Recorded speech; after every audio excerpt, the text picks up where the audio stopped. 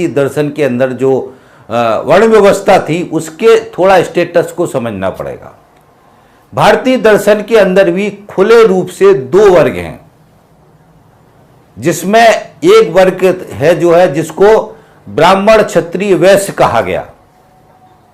ब्राह्मण क्षत्रिय वैश्य वो वर्ग है जिसके पास सारे संसाधनों पर कब्जा है।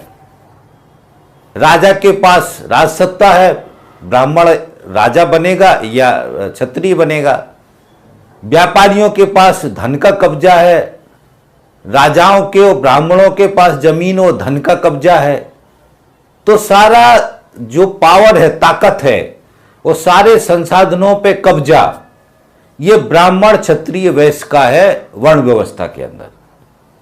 बाकी जो मेहनत कश वर्ग है जिसको उन्होंने शूद्र कहा, शूद्र में वो सारे लोग शामिल हैं जो मेहनत करके अपना जीवन चलाते थे, जिसके अंदर ओबीसी की सारी जातियां हैं और शूद्र अतिशूद्र जो हमारे एससी एसटी जो भी बाकी लोग हैं सब उसमें शामिल हैं। या सीधा ये कह सकते हैं कि ब्राह्मण क्षत्रिय वैश्य के अलावा सारे शूद्र हैं। ये हमको अच्छी तरीके से समझना है।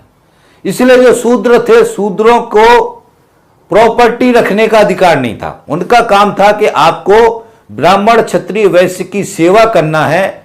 उसी सेवा में जो आपको धन मिलेगा, जो आपको पैसा मिलेगा, जो आपको जीवन जीने के संसाधन मिलेंगे, उसी में आपको अपना जीवन का गुजारा करना है।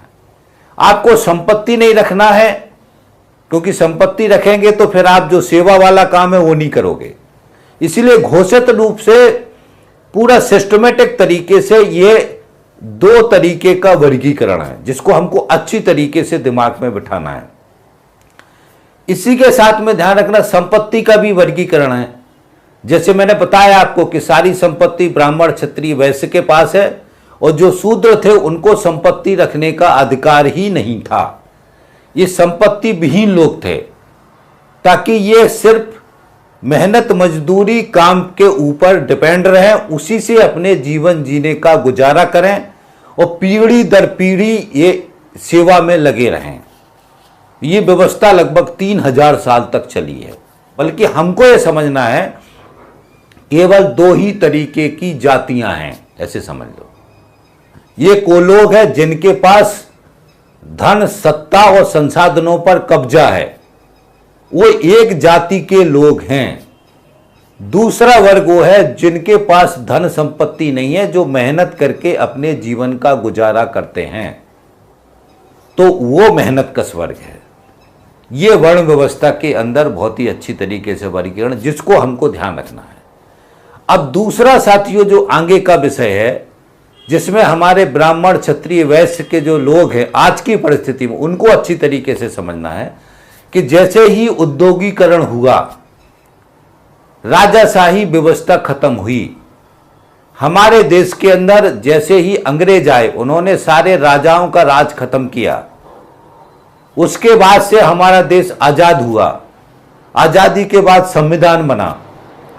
इसके बाद से हमारे देश में पूंजीवादी व्यवस्था कायम हुई और इस पूंजीवादी व्यवस्था कायम होने के बाद से वर्गीकरण का चरित्र बदल गया। अब जो है धन संपत्ति संसाधनों पे कब्जा ब्राह्मण क्षत्रिय वैश्य की जगह पर पूंजीपतियों का हो गया, देशी विदेशी पूंजीपतियों का हो गया। यानी पूंजीवादी व्यवस्था में ब्राह्मण क्षत्रिय वैश्य का जगह देशी विदेशी पूंजीपतियों ने ले लिया।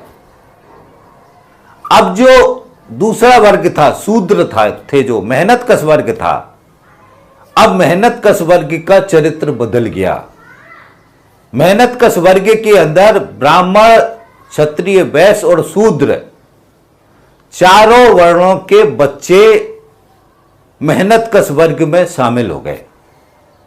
आज की तारीख में ब्राह्मण क्षत्रिय वैश्य के बच्चे बड़ी संख्या में कारखानों में मजदूर हैं, स्थायी कर्मचारी हैं और स्टाफ में हैं, यानी मेहनत कश वर्ग के रूप में हैं। सरकारी पदों पर हैं